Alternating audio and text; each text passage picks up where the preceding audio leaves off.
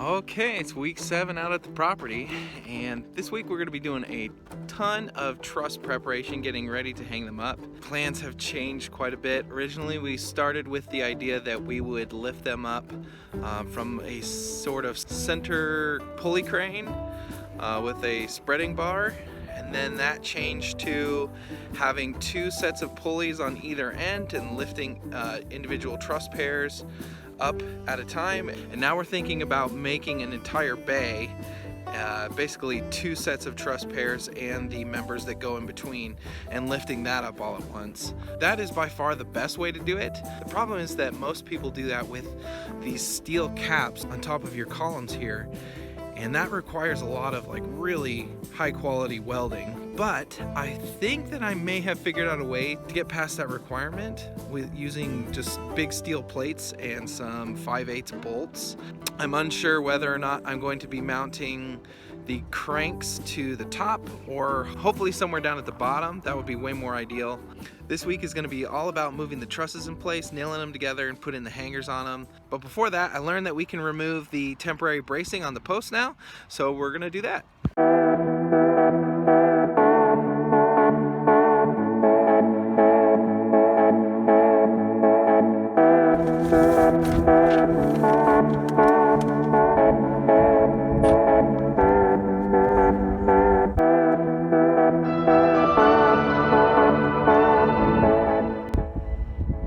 Okay, so now what I'm doing is just going through and leveling out half the truss with this guy here, just to make sure that as I am nailing everything in place that it is all aligned as good as it can be. Then after that, once it's all lined up, then I'm going to go through, clamp each section individually. It's kind of overkill, but I just really want to make sure that these are together really well before I nail them. So let's get going with that.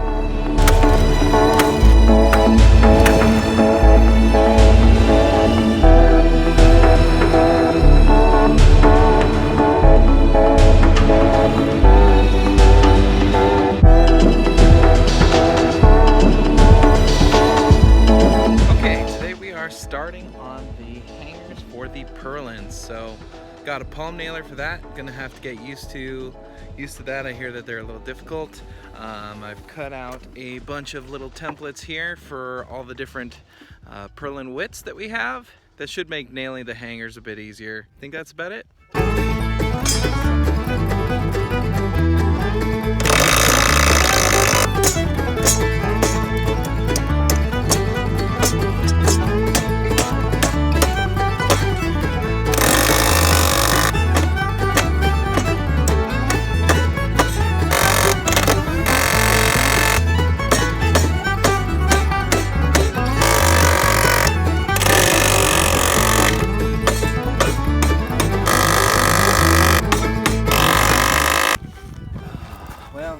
Not so great. Hopefully this next one will be better.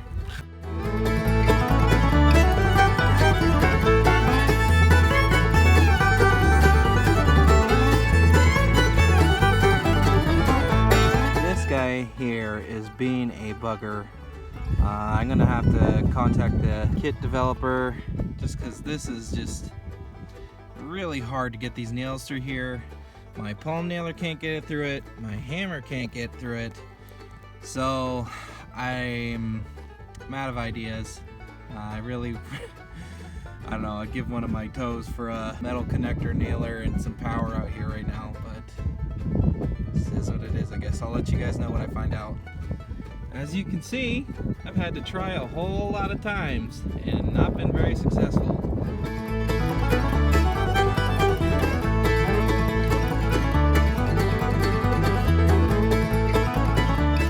Alright, the kit supplier got back to me about what I can do about driving nails through the metal plates, and they said that I can use a 1/8 bit or 7/64 bit, and so that's what we're going to do today. We're going to finish off the purlin hangers and move on to the next truss.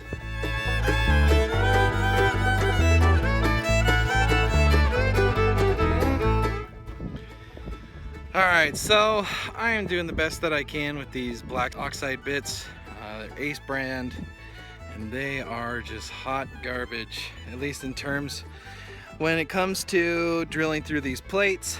they are just not doing anything. So the titanium bits don't really seem to have a problem, but the problem with the titanium bits is that they don't come long enough for me to go past the 1.5-inch double steel plate barrier. So I'm gonna have to try another brand or something, because this just is not doing it. Okay, mission for today is to get as much of the 2x4 material that is going to be the siding backing on this end truss.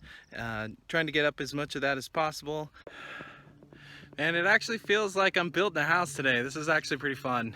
I'm having a good time pounding the nails with the hammer, and yeah, this is like kind of what I actually expected it to feel like.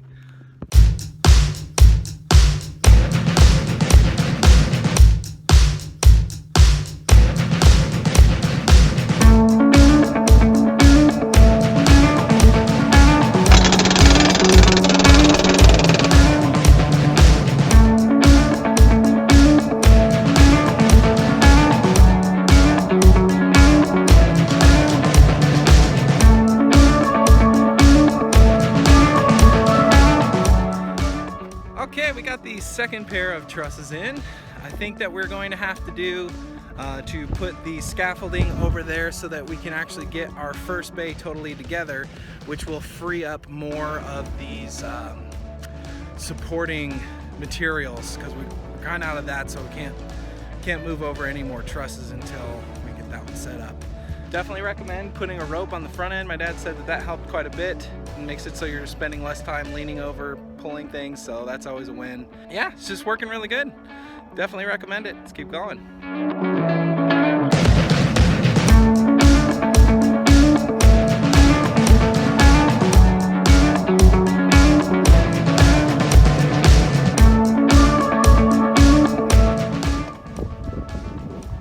Alright, we got a little bit of a change for the plan today. I was going to be working more on the first bay of truss and members that go across there, but we got some deliveries. Finally got the post replacement for this post back here.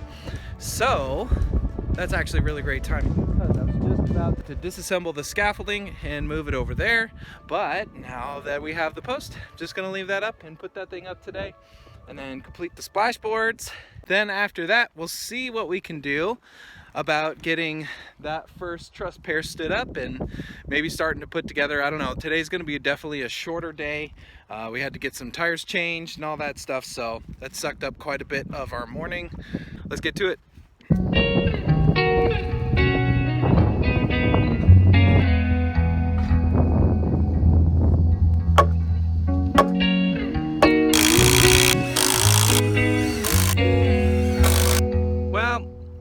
I forgot another tool at home. I forgot the portable drill press.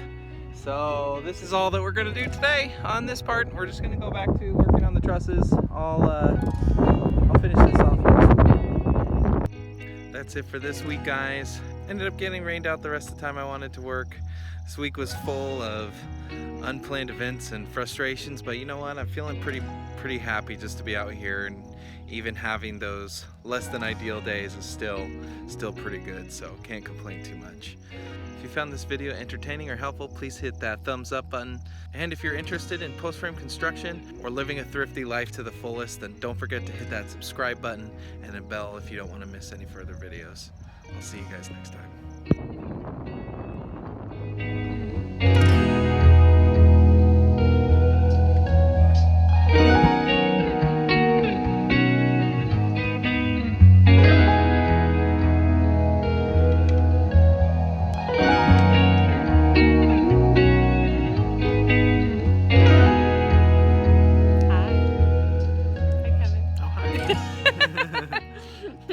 We're just at the property eating some ice cream.